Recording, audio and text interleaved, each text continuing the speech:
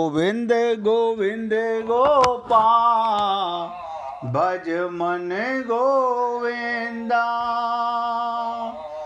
गोविंदा गोपाला गोविंदा गोपाला गोविंद गोविंद गोपाल भज मन गोविंदा गोविंद गोविंद गोपाल भज मन गोविंदा गोविंदा गोपाला गोविंदा गोपाला गोविंद गोविंद गोपाल भज मन गोविंदा गोविंद गोविंद गोपाल भज मन गोविंदा। सभी पुण्य आत्मा पूरी एकाग्रता के साथ सुने। और देखो, सबसे निवेदन कर रहा हूँ, अगर अभी भी किसी के मन में कोई चीज पूछना चाहते हो, शरीर को भगवान कभी नहीं मिलेंगे, नोट कर लो। और आत्मा को परमात्मा सदा मिले हुए हैं। आप मंदिर मत जाओ, कभी मत जाओ, भगवान मिले हुए तुम्हें आत्मा को। अरे आत्मा तो सूअर की है, उसे भी भगवान मिले हुए हैं।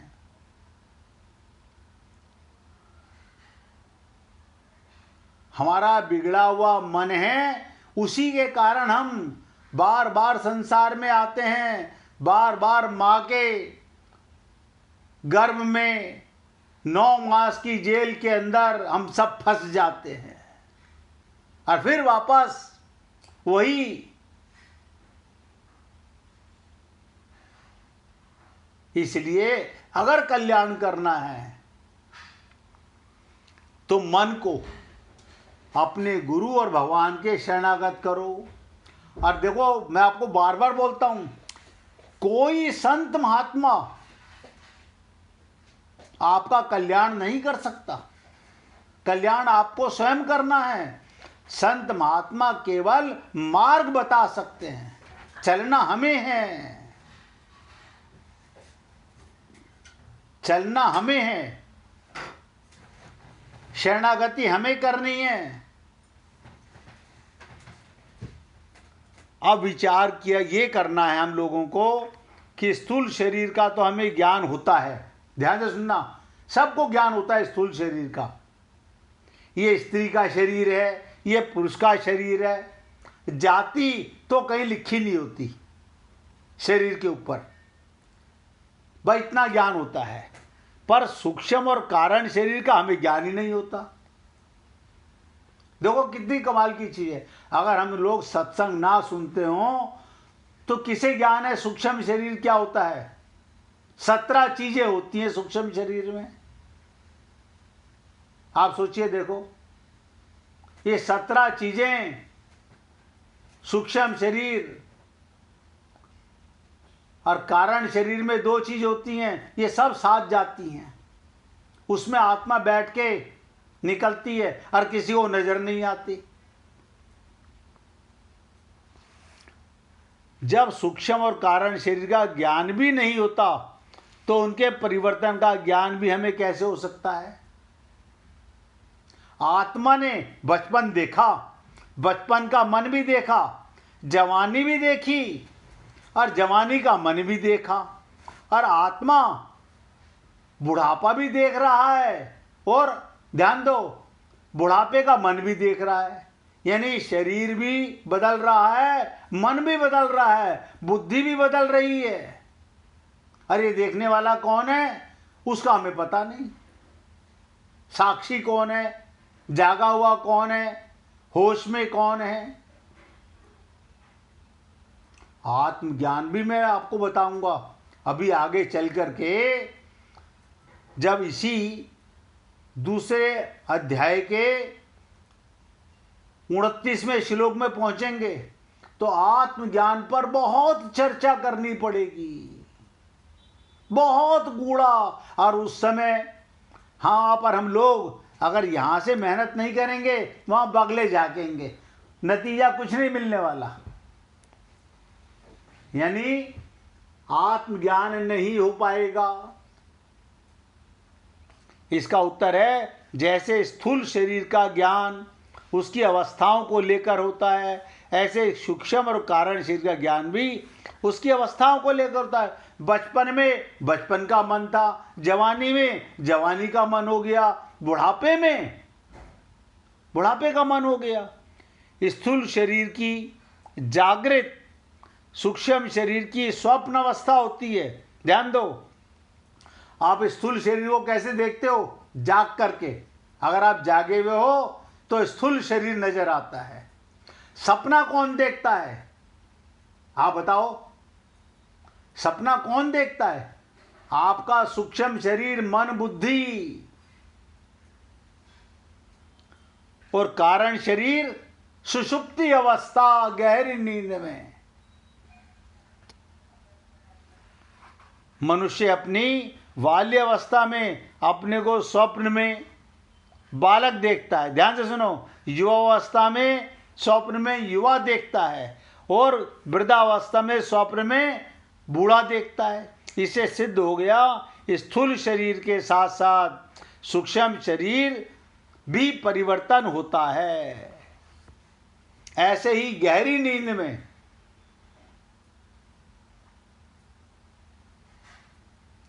सुषुप्ति अवस्था कब होती है? बच्चा 15-15, 16-16 घंटे सोता है। युवा अवस्था में नींद कम आती है और बुढ़ापे में तो बहुत ही कम नींद हो जाती है। इससे कारण शरीर का परिवर्तन भी सिद्ध होता है। बचपन में बहुत सोता था, जवानी में भैया पैसा कमाना है ना, अब सुबह से लटके लगेंगे नहीं काम पे, रात के 2-2 बजे तक लगे हुए हैं गधे की तरह। क्या कर रहे हैं? हम चीजें धन समझ रहे हैं, वो समझ ही नहीं रहे वो कौन सा धन है। हम ये समझ ही नहीं पा रहे। तो जैसे तीनों शरीर मैंने आपको बताए, स्थूल शरीर का ज्ञान सबको होता है, सूक्ष्म शरीर का ज्ञान मैंने आपको कराया और कारण शरीर का ज्ञान भी आपको कराया।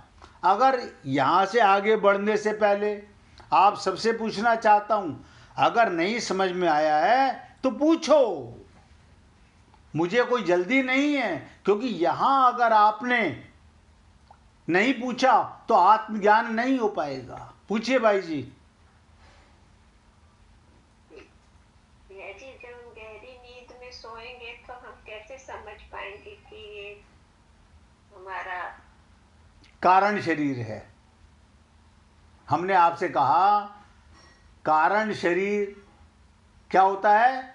सुषुप्ति अवस्था। बच्चा बहुत देर तक सोता है। आपने देखा होगा 16-16 घंटे बच्चा सो जाता है, 18-18 घंटे बच्चा सो जाता है। जवानी में उससे कम सोता है। तो इसका मतलब कारण शरीर भी बदल रहा है। पहले ज्यादा सोता था, अब कम सो रहा है। पहले ममता मोह आसक्ति कम थी, अब ममता मोह आसक्ति बढ़ गई, धन कमाने की लालसा बढ़ गई और बुढ़ापे के अंदर चिंता, भय, शोक, शरीर दुख देने लगता है और नींद कम हो जाती है। तो इसका मतलब उसका कारण है कि उसे अपनी जो अब तक किया है उसका ध्यान ज्यादा रहता है। जवानी में इतनी बातें याद नहीं रहती जितनी बुढ़ापे में रहती हैं, जब कोई काम तो होता नहीं है। फिर सारे रिश्तेदार एक एक करके, मैं बचपन में ये फ्रॉक पहनती थी, मैं उसी स्कूल में पढ़ती थी, बता देखो कमाल की चीज, जो मर चुका उसकी याद है हमारे, अपना पता नहीं। तो अब सुषुप्ति अवस्था, कारण शरीर भी सूक्ष्म हो गया, नींद कम आने लगी। क्योंकि संसार का भान ज्यादा रहने लगा। भाव कैसे बनते हैं? कारण शरीर से। आप बैठे बैठे बच्चे परवाह नहीं करते माँ बाप की। माँ बाप लेटे लेटे, पता नहीं अब ये ऑफिस पहुंचा होगा कि नहीं पहुंचा होगा, उसे बुखार था सुबह, अब ठीक होगा कि नहीं होगा। ये क्या है? ये कारण शरीर है। मन बुद्धि चित्त सूक्ष्म और कारण शरीर। आप बताइए, जब आप चिंतन करते हो परिवार का, किससे करते हो? स्थूल शरीर से तो करते नहीं। आंख तो चिंतन करती नहीं, कान तो चिंतन करता नहीं। चिंता कौन करता है? भय कौन करता है? दुख कौन मनाता है? मुझे तो आज तक समझ नहीं आया कि स्थूल शरीर, हमें लगता है आंखें रो रही हैं। आंखें तो वो निकालती हैं बाहर, आंखें नहीं रोती। आंख से पानी निकलता है। रोता तो आपका पापी मन, कारण शरीर रोता है। अब मेरे जीने का क्या कारण, जब वही चले गए? कौन चला गया? बता, सांस तेरे चल रहे हैं, परम पति अंदर बैठा हुआ देख रहा है, और हम इस स्थूल जंजाल में ऐसे फंस गए हैं कि निकलना नहीं चाह रहे। अब फिर क्या कहते हैं? पूछिए पूछिए। भगवान से हम भाव से प्रार्थना करते हैं या जो भी करते हैं, वो कारण शरीर से भाव उठते हैं। बिल्कुल। अब देखिएगा, ये ममता का भाव कहां से उठता है? ये भी कारण शरीर से उठता है। ये मोह कहां से उठता है? आपके कारण शरीर से भाव उठा। अभी आपके यहां कोई कार्ड आया, आपके किसी रिश्तेदार के यहां कोई मर गया या किसी की खुशी है, अंदर से कारण शरीर से भाव उठा। अब ध्यान दीजिएगा, उस कारण शरीर से भाव उठा, वो सूक्ष्म शरीर में गया, मर गया तो आंखों से आंसू आने लग गए, चेहरे पे उदासी आ गई। और अगर आपको किसी का कार्ड आ गया, फोन आ गया कि आपको हमारे यहाँ आना है, आपके बिना शादी नहीं होगी, तो हमारे अंदर से अभी से अब मन और बुद्धि डिसाइड कर रहा है। कारण शरीर ने अपना काम कर दिया, मन बुद्धि को बता गया। मन बुद्धि डिसाइड कर रहा है कैसे पति को बताया जाए, कौन कौन सी ज्वेलरी ले जानी है। ये सब सूक्ष्म शरीर कर रहा है, ये कारण शरीर नहीं करता डिसाइड। ये आपके कान डिसाइड नहीं करते कि मेरे को कान में कौन से मगर पहनने हैं। गला डिसाइड नहीं करता कि इस मुर्दे को कौन सी माला पहनानी है। ये हमारा पापी मन करता है।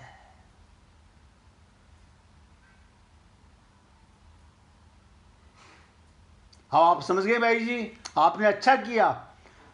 अब भगवान के प्रति भाव उठे, गुरु के प्रति भाव उठे, तो मन क्या कहेगा? गुरु को फोन करूं, भगवान से बातें करूं। और जब भाव ही परिवार के लिए उठ रहा है, सुबह से शाम तक लोग कहते हैं हमारे को फुर्सत नहीं मिलती। बताओ, जिसके कारण तुम्हारा शरीर चल रहा है, जिसके कारण भाव, कारण शरीर, सूक्ष्म शरीर, स्थूल शरीर चल रहा है, उसके लिए हमारे पास समय नहीं है। सब झूठे नंबर एक, और किसी को धोखा नहीं दे रहे, अपने आप को धोखा दे रहे हैं। खाली ये करने से कि हमने किसी जगत गुरु को अपना गुरु बना लिया तो भगवान मिल जाएंगे। आप मुझे बताइए, कृष्णम वंदे जगत गुरुम, जब वो गुरु घंटाल हमारे अंदर बैठा हुआ है, उसको मिले हुए तो हमें भगवत प्राप्ति हो नहीं रही। अंदर भगवान बैठा हुआ ना सबके, वो खुद बैठा हुआ है, तब तो हमारा मन बुद्धि सुधरता नहीं। हमने ये और पाप कर लिया, हमने इतने बड़े गुरु की शरणागति की है। क्या शरणागति की है? अगर शरणागति की होती, आग लगे बस्ती में, मस्त राम बस्ती में, मीरा की तरह हो जाते, मेरे तो गिरधर गोपाल दूसरो ना कोई। फिर ये ममता मोह आसक्ति नहीं रहती, सिर्फ लीला रहती, व्यवहार रहता। और आपने अच्छा किया भाई जी ये पूछा कि भाव शरीर। अब देखिएगा, अच्छे भाव भी उठते हैं, बुरे भाव भी उठते हैं, भगवान के प्रति भी उठता है और संसार के प्रति भी उठता है। दोनों तरह के भाव उठते हैं। अब हमारा, आप खुद सोच के देखो, सबके सब ज्यादातर भाव किसके लिए उठते हैं? संसार के लिए। तो हमारा कारण शरीर संसार में लिप्त हो चुका है। सूक्ष्म शरीर में ये ममता मोह आसक्ति कहां से आती है? आपके हाथ की कोई ममता नहीं है, नाक की कोई ममता नहीं है, ये सब आपके सूक्ष्म और कारण शरीर का खेला है। अब बताओ, ये मरते नहीं, ये हम शुद्ध कर नहीं पाते। हम सब लोग गठ जोड़ा करके पति इतनी बैठे हुए हैं, लंबे मोटे मोटे कड़े पहन करके, गले में कंठियां डाल के, ये दादी की दी हुई है, ये सास की दी हुई है, और हवन कर रहे हैं, और सोच रहे हैं हमारा कल्याण हो जाएगा। अब मजे की बात तो ये, कोई पूछना भी नहीं चाहता। ये तो आपको दाद दूंगा भाई जी कि आप पूछती तो हो कम से कम। इससे मालूम पड़ता है आपके मन में चाहना है। मिसेज मेहरा की मजबूरी है कि मेहरा साहब सुनते हैं, इसलिए वो पूछ नहीं पाती हैं। मन में उनके भी बहुत प्रश्न उठते होंगे। और आज आपको यही बताना चाहता हूं, स्थूल शरीर नजर आता है, सूक्ष्म शरीर और कारण शरीर हमें पता ही नहीं है। और गीता इसी के माध्यम से, अर्जुन के माध्यम से हमें बता रही है।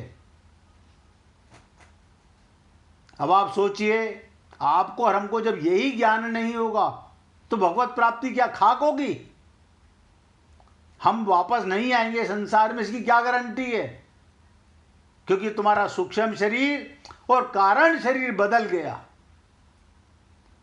रामकृष्ण परमहंस का स्थूल शरीर में कैंसर हो गया। ध्यान से सुनिएगा, कल ही बता के चुका हूं, उनके स्थूल शरीर को कैंसर हो गया, लेकिन उनका सूक्ष्म शरीर और कारण शरीर पवित्र था। परमहंस से भगवत प्राप्ति कर गए। अब हम लोग क्या कहते हैं, इतने बड़े संत महात्मा को कैंसर कैसे होगा? कोई ना कोई कमी रही होगी। हम लोग मूर्ख है ना, हम गुरुओं में कमी ढूंढते रहते हैं कि कोई कमी का कारण हुआ होगा। इसलिए ये क्यों जोर दे के बोल रहा हूं, बिना इस ज्ञान के आपकी बेसिक नॉलेज ही नहीं होगी, आप आगे बढ़ ही नहीं पाओगे, कल्याण नहीं हो पाएगा। मैं गीता के 18वें अध्याय तक पहुंच जाऊंगा और आपको आत्मा का पता नहीं, मन बुद्धि चित्त का पता नहीं, सूक्ष्म शरीर कारण शरीर का पता नहीं। और ये बातें जो मैं बोल रहा हूं आप ढूंढोगे किताबों में मिलेंगी नहीं। अभी पीछे राजकुमार जी कह रहे थे कि मैं गीता पढ़ रहा हूं, आपने भी भाई जी कहा था मैंने गीता चालू की है, ऑनलाइन सिखाते हैं। वो सिर्फ पढ़ना सिखाते हैं। मैं वही बोल रहा हूं भाई जी, मंत्र बोलना सीख लिया, उससे क्या हुआ? वो तो तोते को बोलना सिखा दो, तोता बोलने लगेगा। जैसे पंडित लोग बहुत अच्छे श्लोक बोलते हैं लेकिन जानते कुछ नहीं, और हम लोग ठगे जाते हैं कि देखो कितना शुद्ध उच्चारण कर रहे हैं। अरे अंदर की मशीन तो बिगड़ी हुई है, ये कंठ से शुद्ध बोलने से क्या होगा? वो बोलते हैं कि अगर रोज आप पाठ करेंगे तो उसका आपको बहुत लाभ मिलेगा। बताइए मुझे, अगर तोता रोज राम राम बोलेगा तो बिल्ली झपट्टा मारेगी, वो टाई टाई नहीं करेगा? मुझे बता दीजिए। लेकिन पढ़ते समय जब तक उसके अर्थ को जो वो बोल रहे हैं भगवान वो नहीं समझ में आएगा। वो कैसे समझ आएगा जब समझने वाला ही सही नहीं है? समझने वाले को ही नहीं पता मैं कौन हूं, मेरा बिगड़ा हुआ क्या है। अब ये तो कोई बताएगा नहीं, ना तो कोई शब्द बताएंगे ना उसका कोई अर्थ बताएगा। अब ये तो किसी संत की शरणागति जाओ तो बताएगा कि हमारी। अर्थ भी बताते हैं भैया जी, लेकिन 15-16 श्लोक का 1 घंटा में अर्थ बता देते। बताइए। तो वो पूरा तरह से समझ में नहीं आता। हाँ तो वो ऐसा ही है भाई जी, वो सब धोखे का काम है। 1 मिनट कीर्तन करो फिर आगे चर्चा करेंगे। हरे कृष्ण